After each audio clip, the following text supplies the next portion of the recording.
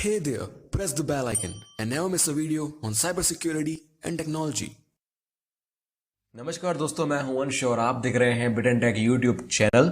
इस वीडियो में हम लोग बात करेंगे बहुत ही पूछे गए टॉपिक से। हम लोग के पास बहुत सारे क्वेश्चंस होते हैं कि हैकिंग करने के लिए, हैकिंग स्टार्ट करने के लिए, पेन टेस्टिंग करने के लिए कौन कौन से सॉफ्टवेयर और हार्डवेयर रिक्वायरमेंट्स हैं इन केस ऑफ कि हम लोग कौन सा पीसी लें, कौन सा लैपटॉप लें, हम लोग एंड्रॉयड में कर सकते हैं कि नहीं। यहाँ पर मैं बता दूं कि जो मोबाइल प्लेटफॉर्म होता है एंड्रॉयड या iOS, उसके बारे में मैं डिस्कस नहीं कर रहा हूँ। आप उसमें भी इंस्टॉल कर सकते हो काली, या आप उसमें भी पेन टेस्टिंग थोड़ी बहुत कर सकते हो, लेकिन सब कुछ नहीं कर सकते। उसके ऊपर मैं बना दूंगा अलग से वीडियो। लेकिन आज हम पीसी, लैपटॉप्स या जो डेस्कटॉप होते हैं उसके बारे में डिस्कस करने वाले हैं कि उसमें क्या क्या आपको रिक्वायरमेंट्स चाहिए, मिनिमम और रिकमेंडेड दोनों। तो सबसे पहले आप बात करते हैं हार्डवेयर रिक्वायरमेंट्स की, जो ज़्यादा इंपॉर्टेंट होते हैं। तो सबसे पहले प्रोसेसर की बात आती है। यहाँ पर प्रोसेसर क्या है, हम प्रोसेसर का जो मिनिमम रिक्वायरमेंट होना चाहिए वो क्या होता है।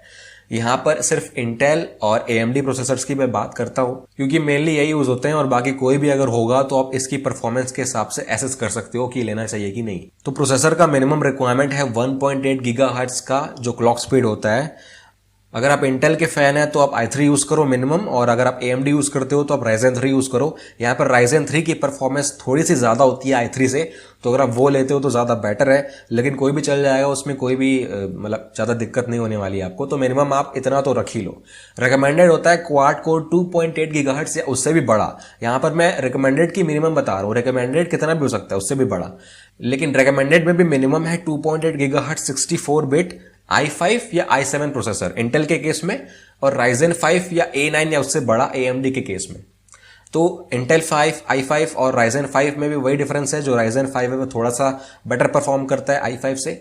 तो आप कोई भी ले सकते हो, कोई दिक्कत नहीं है। रिकमेंडेड आपको यही है कि आप 3 गीगाहर्ट्ज जैसा आसपास आप यूज करो और क्वाड कोर यूज करो तो सही रहेगा। उसके बाद आते हैं रैम पे। रैम मिनिमम आपको 4 GB तो चाहिए यार। 2 GB 3 GB में काम नहीं होने वाला है, बहुत दिक्कत होगी आपको। तो 4 GB DDR3 मिनिमम रखो, लेकिन रिकमेंडेड है कि 8 GB तो रखो ही रखो। अगर आपको अच्छे से करना है एकदम, तो थोड़ा सा इन्वेस्टमेंट कर लो यार। 8 GB से 12 GB 16 GB जो भी आपको लगता है, 8 GB तो रिकमेंडेड है हमारे पास DDR4 में। तो अब बात करते हैं GPU की। यहाँ पर अगर आप GPU बोल रहे हो ना, तो वो ऑप्शनल है यार। GPU आप यूज करो नहीं करो कोई दिक्कत नहीं है, उसकी कोई ऐसे हार्ड रिक्वायरमेंट नहीं है GPU की। लेकिन अगर आप बहुत ही मतलब रिसोर्स इंटेंसिव काम कर रहे हो, जैसे ब्रूट फोर्सिंग वगैरह कर रहे हो, तो उसमें आपको GPU की जरूरत पड़ेगी, क्योंकि उसमें बहुत ज्यादा प्रोसेसिंग पावर लगता है उसमें। तो इसके लिए जो मिनिमम मैं बोलूंगा, जो लैपटॉप्स के साथ आते हैं, जो लैपटॉप्स के साथ एम्बेडेड आते हैं आजकल हमारे मार्केट में, वो है MX 940 या 150 जो आजकल मिल रहे हैं हमको। लेकिन रेकमेंडेड बोलूंगा तो अलग से आप खरीद सकते हैं, जो थोड़े महंगे भी आते हैं। GTX 1080 1060 अगर आप वहां तक जा सकते हैं तो आप वो लीजिए। तो आपको फिर कोई दिक्कत नहीं है, सब कुछ काम एकदम मक्खन की तरह होगा। ब्रूट फोर्सिंग वगैरह जो भी काम है बढ़िया होगा। हार्ड डिस्क की बात करें तो मिनिमम 512 GB बोल रहा हूं मैं यहाँ पे। क्यों बोल रहा हूँ, क्योंकि यहाँ पर आपको बहुत सारी मशीन्स एक साथ चलानी है, बहुत सारे OS चलाने हैं, वर्चुअलाइजेशन करना है यहाँ पे।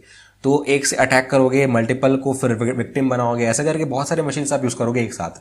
तो उसको स्टोर करने के लिए उतनी स्पेस भी चाहिए ना आपको। तो 512 GB मिनिमम रखो यार। और रिकमेंडेड तो जो है वो 1 TB से या उससे भी ज्यादा हो तो वो बेटर रहेगा, फिर आपके लिए बहुत बढ़िया रहेगा। अब आगे बढ़ते हैं नेटवर्क अडेप्टर्स पे। ये बहुत इंपॉर्टेंट है। आप यहाँ पर एक मशीन में बैठ के तो पूरी दुनिया जीत नहीं सकते हो। आपको हैकिंग करनी है तो इंटरनेट से कनेक्ट होना पड़ेगा। तो उसके लिए आपको वायरलेस कार्ड आपको चाहिए। आप इथरनेट कार्ड्स यूज कर सकते हो, लेकिन वायरलेस मैं रेकमेंड करूंगा। मिनिमम आप इथरनेट भी यूज कर सकते हो, यहाँ पर लिखा नहीं है, लेकिन इथरनेट भी आप यूज कर सकते हो। लैन केबल्स भी यूज कर सकते हो, कोई दिक्कत नहीं है। वायरलेस का एक लैन अडेप्टर ले लो आप मिनिमम में, अगर आप वायरलेस की तरफ प्रेफरेंस है। AC प्रोटोकॉल सपोर्ट होना चाहिए, जो 802.11 का AC प्रोटोकॉल है जो नया है, वो आपको सपोर्टेड होना चाहिए उस केस में। जो रेकमेंडेड है वो है मॉनिटर मोड सपोर्ट करने वाला एक्सटर्नल अडेप्टर, जो आपको अलग से लेना पड़ेगा। वो रेकमेंडेड क्यों है, क्योंकि वायरलेस पेन टेस्टिंग आप इससे ही कर पाओगे। यहाँ पर मैंने कुछ चिपसेट्स लिस्ट किए हुए हैं यहाँ पर, जो मॉनिटर मोड सपोर्ट करते हैं। अगर आपको कोई एक्सटर्नल अडेप्टर लेना है पेन टेस्टिंग के लिए, तो आप इन सब को ध्यान में लेके लीजिएगा। अगर इन सब में कोई अडेप्टर होता है तभी आप लें। इसके अलावा भी है, लेकिन मेन जो यूज हो रहे हैं मोस्टली मार्केट में यही सारे हैं। तो अगर आप ले रहे हैं तो आप ध्यान में रखिएगा कि इसके अलावा चिपसेट मत लें, क्योंकि उसमें शायद मॉनिटर मोड सपोर्ट नहीं होगा। तो अब बात करते हैं सॉफ्टवेयर रिक्वायरमेंट्स की। ये थोड़ा मतलब मुश्किल हो सकता है बताना, क्योंकि जो भी आप टूल्स यूज करोगे ना, जो भी पर्पस के लिए आप पेन टेस्टिंग या हैकिंग कर रहे हो, उस पर डिपेंड करता है। ये मॉड्यूल डिपेंडेंट है, क्योंकि वेब के लिए अलग टूल्स हैं, और नेटवर्क के लिए अलग टूल्स हैं, वाईफाई के लिए अलग टूल्स हैं, डेटाबेस के लिए अलग टूल्स हैं, तो उसके लिए अलग अलग यूज करना पड़ेगा, तो उसको अभी छोड़ देते हैं। अभी सिस्टम सॉफ्टवेयर की बात करते हैं। जो ऑपरेटिंग सिस्टम होता है वो आप क्या क्या यूज कर सकते हो। आप विंडोज यूज कर सकते हो, अपडेटेड विंडोज 10 या अपडेटेड लिनक्स कर्नल। ये बहुत बड़ा मिथ है कि आप विंडोज में हैकिंग नहीं कर सकते, लेकिन कर सकते हो, आप विंडोज 10 में भी कर सकते हो। और लिनक्स आप अगर ले रहे हो तो एक ऐसा डिस्ट्रीब्यूशन लो जिसमें बहुत सारी चीजें बाय डिफॉल्ट मतलब सेटअप होके आती हैं, जैसे काली है, पैरट है, बहुत सारे टूल्स आपको बाय डिफॉल्ट मिलते हैं सेटअप किए हुए, तो कुछ ज्यादा कॉन्फ़िगरेशन जरूरत नहीं पड़ती है। और भी कोई डिस्ट्रीब्यूशन है जो आप यूज करना चाहो, जैसे ब्लैक आर्च होता है, वो भी आप यूज कर सकते हो, लेकिन अपडेटेड होना चाहिए, इतना ध्यान रखिएगा। जो लेटेस्ट है वही यूज करें।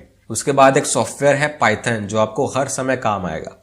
तो उसके 2 और 3 दोनों वर्जन इंस्टॉल होने चाहिए, क्योंकि 2 में कुछ टूल्स आते हैं, कुछ बने हुए हैं, 3 में कुछ टूल्स बने हुए हैं, तो दोनों का काम आएगा, दोनों को इंस्टॉल कर लो। चौथी चीज है, आपको एक सर्वर चाहिए। आपको अपैचे या एनजिंग्स अनेबल्ड सर्वर चाहिए, जो आपको टेस्टिंग के लिए काम आएगा वेब के केस में। तो जो पब्लिकली अवेलेबल है, जैम्प, लैम्प, जो बहुत ईजी होते हैं, आप वो भी यूज कर सकते हैं, काफी सही चीज है। आप बैकएंड की टेस्टिंग करनी है आपको वेब में, तो आपको सर्वर चाहिए रहेगा, और मोस्ट केसेस में चाहिए ही रहता है, तो वो आप रहने दो, वो काफी बेटर है। 5वीं जो चीज है वो बहुत इंपॉर्टेंट है, virtualisation software. VMware, virtual box या हाइपर-वी, जो भी आप यूज करना चाहो आप कर सकते हो, लेकिन ये इंपॉर्टेंट है क्योंकि आपको यहाँ पर मल्टीपल OS चलाने हैं टेस्टिंग के लिए एक ही सिस्टम पे। आप डुअल बूट भी कर सकते हो, लेकिन उसमें आपको ज्यादा फ्लेक्सिबिलिटी नहीं है, सिर्फ एक OS चलेगा वहां पे, तो एक साथ बहुत सारी चीजों में काम करना है, तो VMware वगैरह चाहिए होगा आपको। तो वर्चुअल मशीन्स चलाने के लिए आपको बहुत अच्छा CPU चाहिए और रैम चाहिए। GPU भी है तो ऑप्शनल है, लेकिन वो भी सही रहेगा। तो इसीलिए आपको अच्छा हार्डवेयर चाहिए आपको VM चलाने के लिए। तो ये सारी चीजें थी जो आपको बेसिकली रिक्वायरमेंट होती है। इसके आगे आप कुछ भी कर सकते हो, लेकिन बेसिकली जो सबसे मिनिमम रिक्वायरमेंट्स थे मैंने बता दिए, और आई होप आपको समझ में आया होगा। आप इस तरीके से आगे बढ़ोगे कि आपका जो हार्डवेयर और सॉफ्टवेयर है वो पहले फुलफिल हो जाए, उसके बाद आप हैकिंग स्टार्ट कर सकते हो। तो आपको आज अगर वीडियो अच्छा लगा तो प्लीज लाइक करें और अपने दोस्तों के साथ शेयर करें, और प्लीज सब्सक्राइब कर दे यार, ऐसे वीडियोस के लिए आगे भी आपको मिलते रहेंगी। तो अगली वीडियो तक देखते रहिए, सीखते रहिए, और गुड बाय।